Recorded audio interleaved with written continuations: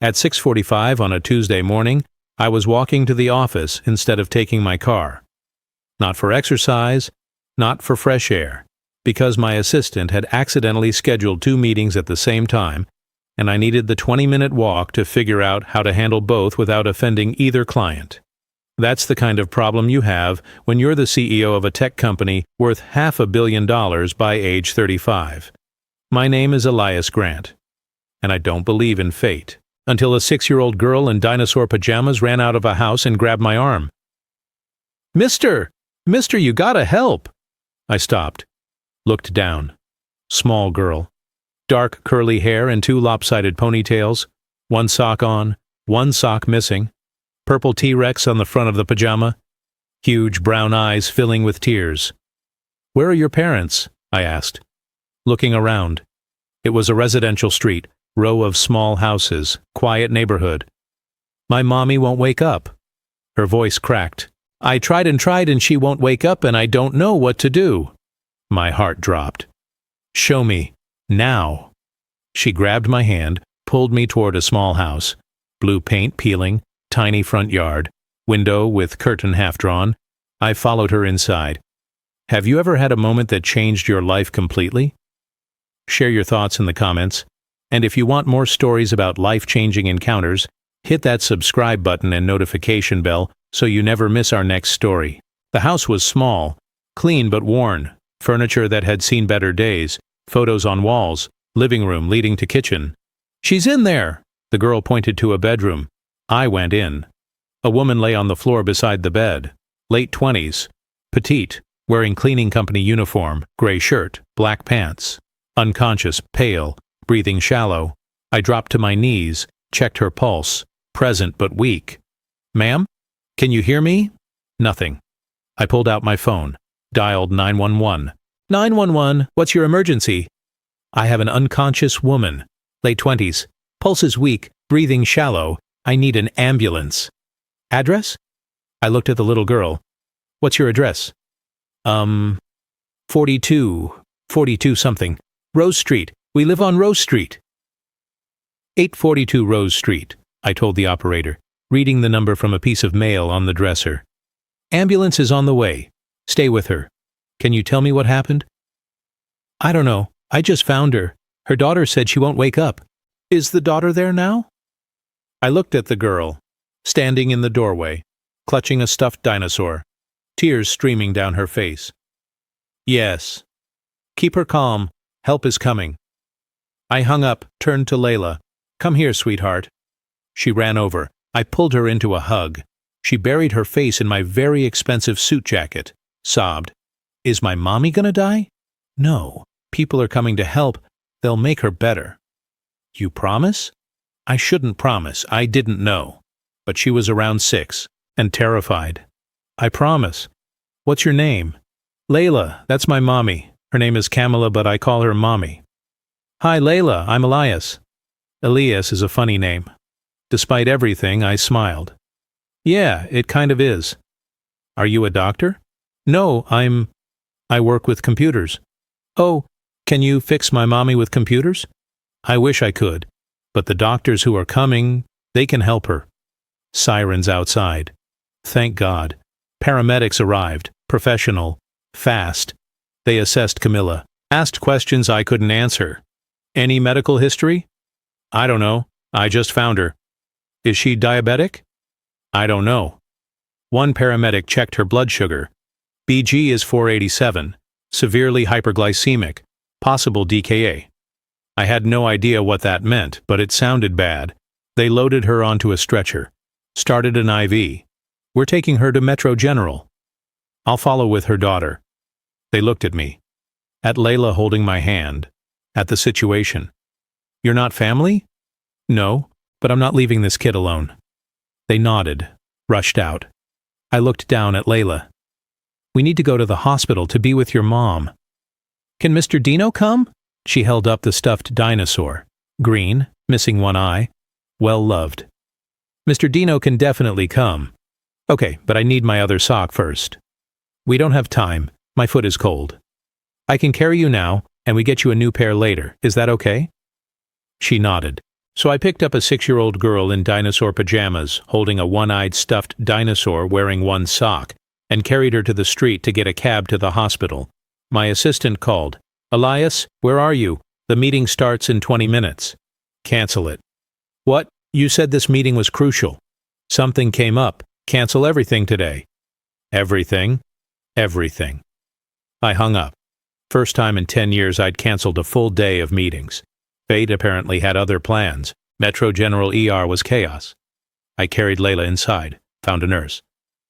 "I'm with Camilla Green. She came in by ambulance. Where is she?" "Are you family?" I hesitated. What was I? "I found her. This is her daughter." The nurse softened, seeing Layla. "Room 7, but sir, only family." "She doesn't have anyone else. I'm staying." Something in my voice made her not argue. "Room 7, down the hall." We went to room 7. Camilla was on a bed, still unconscious. Multiple IVs, monitors beeping, doctors working. Layla's grip on my hand tightened. Why are there so many wires? They're helping her, giving her medicine, making sure her heart is working good. Does it hurt? No, she's sleeping. She can't feel anything. When will she wake up? Soon. A doctor approached, young, tired, competent looking. "You're with Ms. Green?" "Yes, this is her daughter, Layla." He crouched to Layla's level. "Hi, Layla. I'm Dr. Porter. I'm taking care of your mom. Is she going to be okay?" "We're doing everything we can. She's very sick right now, but we're giving her medicine to help." "What's wrong with her?" He looked at me. I nodded. She deserved to know. "Your mom has something called diabetes. It means her body has trouble with sugar, too much sugar built up in her blood. That's why she wouldn't wake up." "Will the medicine fix it?" "Yes, but she'll need to take medicine every day, and eat certain foods, and check her sugar." Every day?" "Every day." "That's a lot of days."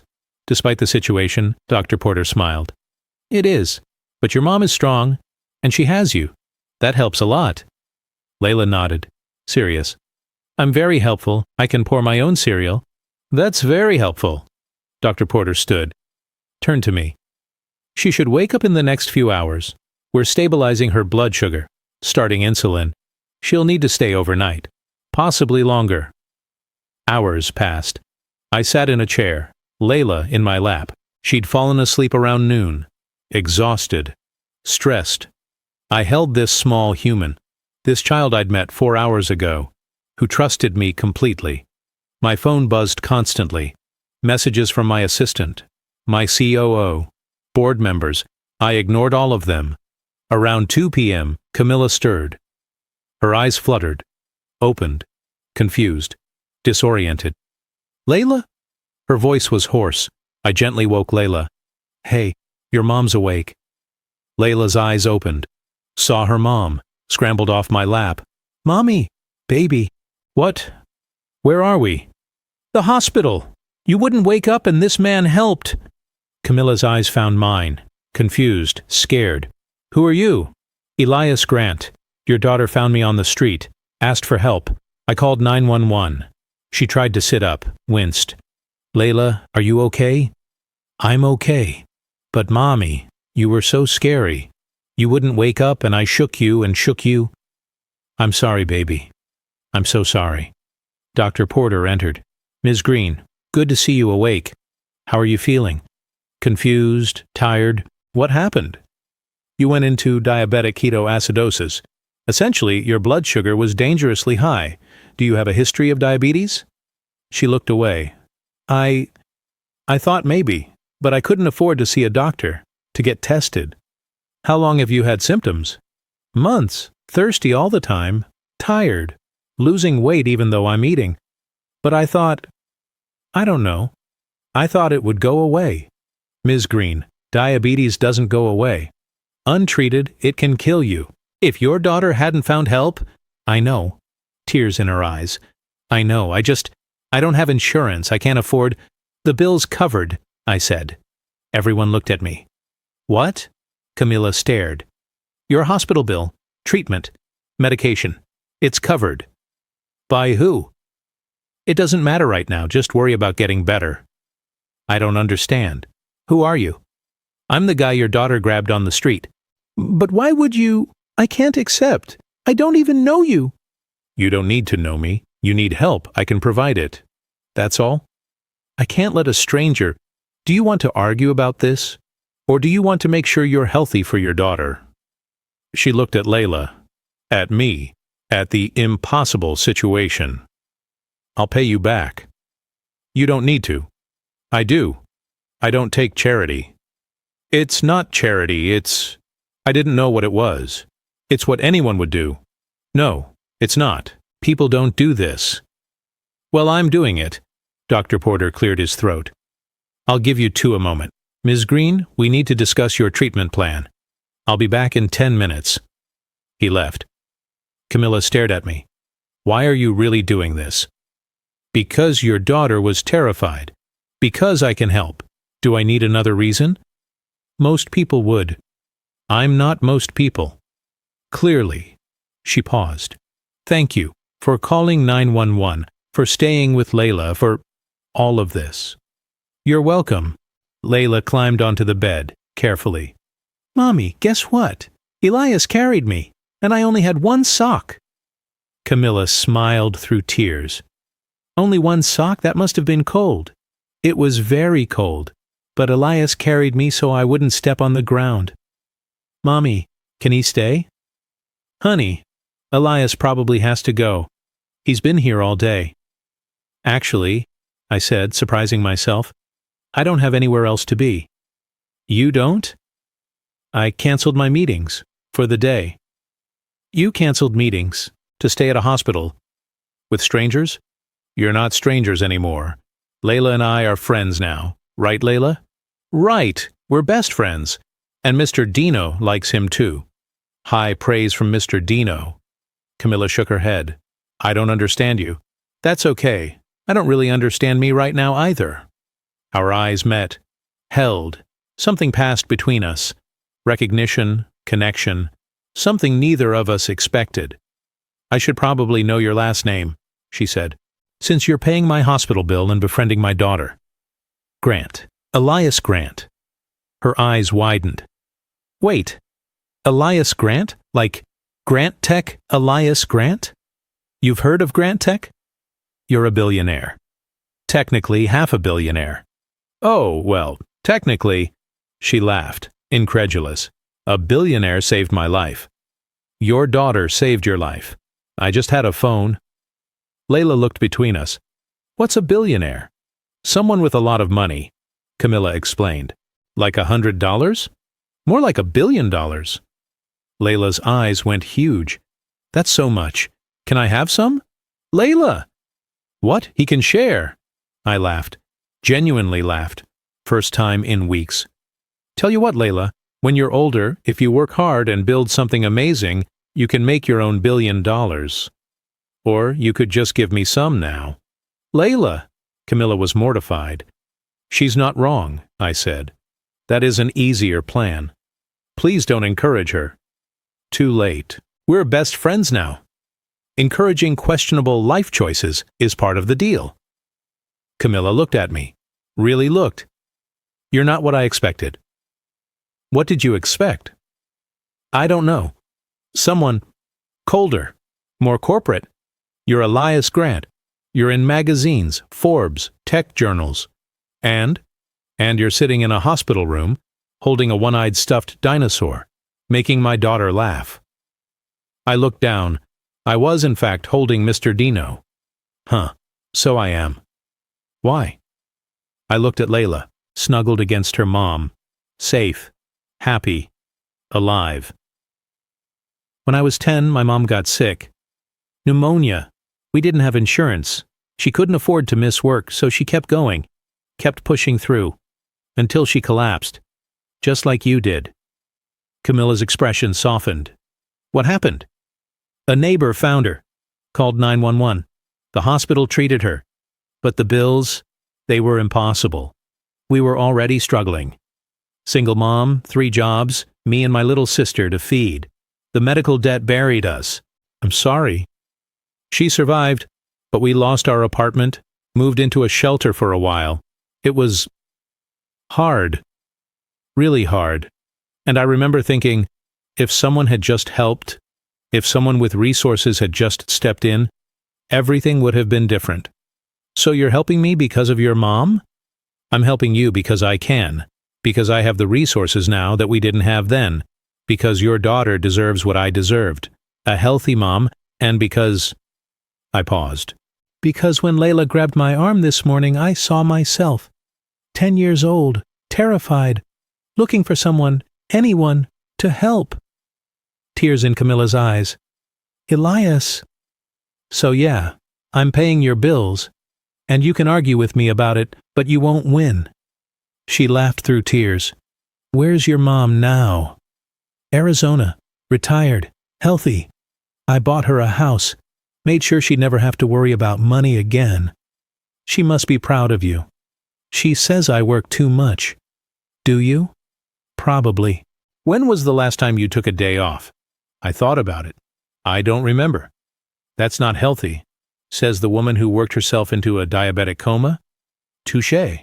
We smiled at each other. Moment stretching. Then my phone rang. My assistant, again. I declined the call. You can answer that, Camilla said. I'm sure you have important things to do. Nothing more important than this. They moved Camilla to room 412 around 7 p.m. Private room. Quiet floor. I'd arranged it. Camilla didn't need to know that.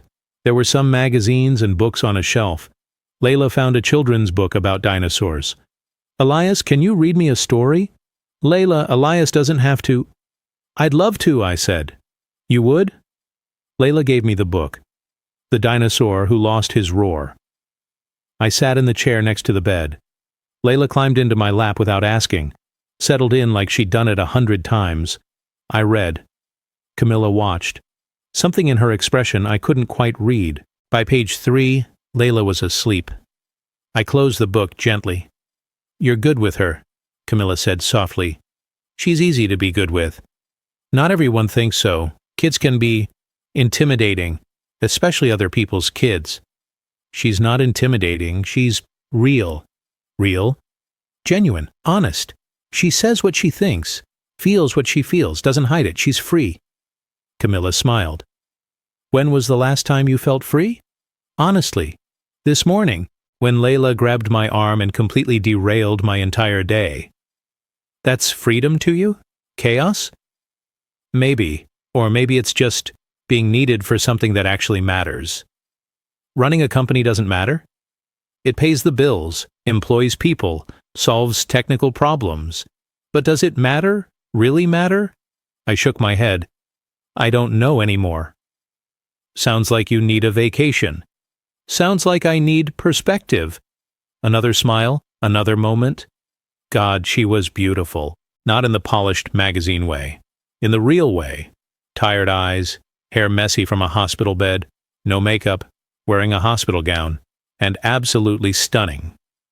You're staring, she said. Sorry. Don't be sorry. Just, why? Because you're interesting. I'm a cleaner with diabetes who almost died this morning. That's interesting.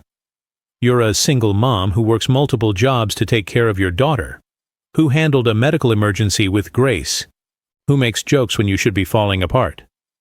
Yeah, that's interesting. She looked away, uncomfortable with the compliment. What choice do I have? You always have a choice. You choose to keep going. That's brave. I don't feel brave. Brave people never do. She looked back at me.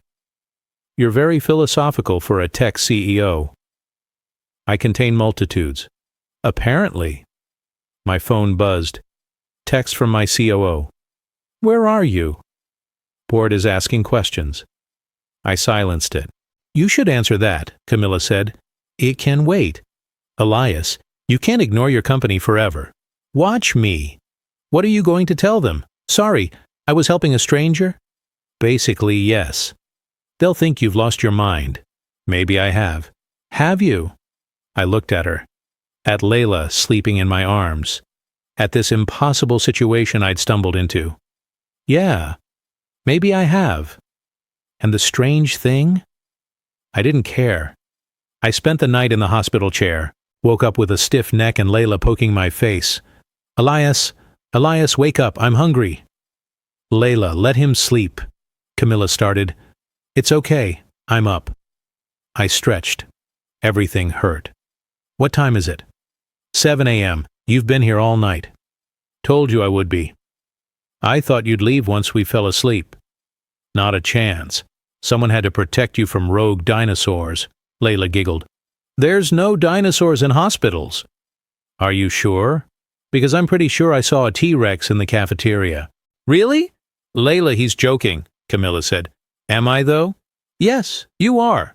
How do you know? Did you check the cafeteria? Oh my God, Layla was delighted. Can we go see the T-Rex?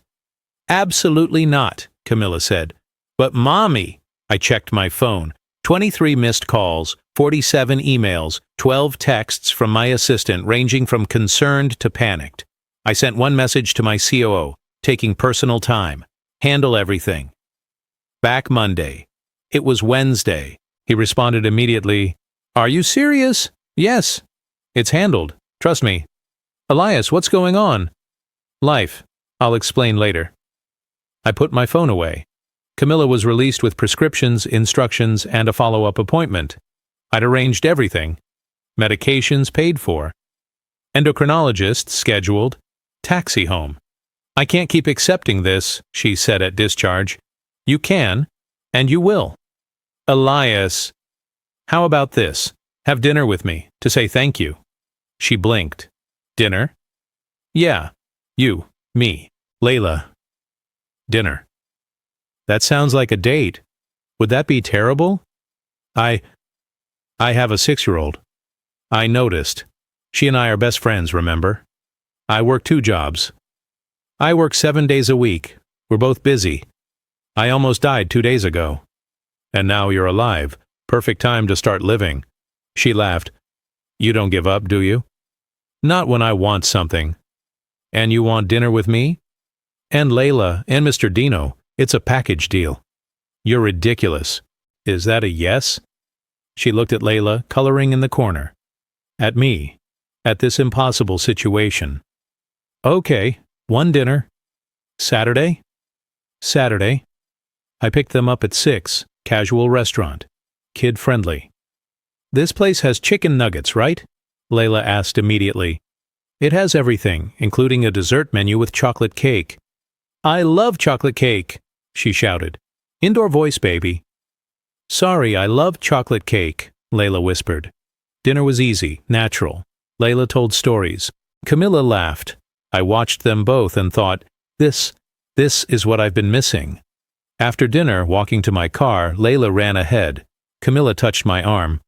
Thank you for everything, for saving my life, for paying the bills, for this. You don't need to thank me. She smiled. I haven't been on a date in 3 years. How am I doing? You bought my daughter 2 dinosaurs and let her order 3 desserts. You're doing very well. Good to know.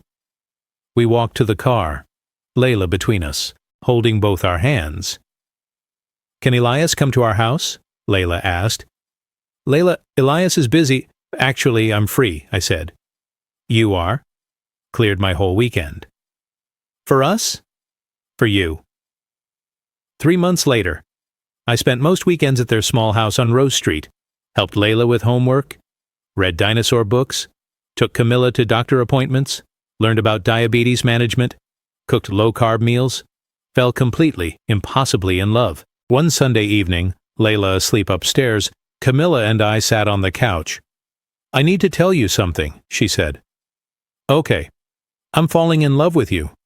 My heart stopped. Yeah? Yeah, and it's terrifying. Because you live in a different world, and I'm just... If you say just anything, I'm going to kiss you to shut you up. She smiled. I kissed her. Soft, sweet, perfect. Elias? Yeah? I love you. I love you too, both of you. You and Layla, my family. We're your family? If you'll have me. She kissed me again. We'll have you. 1 year later, Layla was my flower girl, Camilla wore white, I wore a suit. Mr. Dino was the ring bearer, Layla insisted. Small wedding, close friends, my mom, Camilla's brother. When the officiant said, "You may kiss the bride," Layla shouted, "Finally!" Everyone laughed. I kissed my wife, picked up my daughter, and thought about that Tuesday morning, when a 6-year-old in dinosaur pajamas grabbed my arm and changed my life. Best decision I never made. People ask how we met. I always let Layla tell it. My mommy wouldn't wake up, so I ran outside and grabbed the first person I saw. He had a fancy suit and looked important. I said, "Mister, you gotta help." And he did. And now he's my dad, but also best friend. And he still can't find matching socks. Perfect summary. The millionaire who stopped for a little girl and found everything he didn't know he was missing. Which moment touched you most? When Elias stayed all night at the hospital? When Camilla said she was falling in love? Or when Layla called Elias her best friend? Share your thoughts, your unexpected meeting stories, and your moments of choosing connection over convenience in the comments below. If this story about unlikely love, chosen family, and finding home in unexpected places moved you, please hit that like button and subscribe for more stories about romance, second chances, and love that starts with, "You gotta help." Don't forget to click the notification bell so you never miss our next story. Thanks for watching, and we see you in the next one.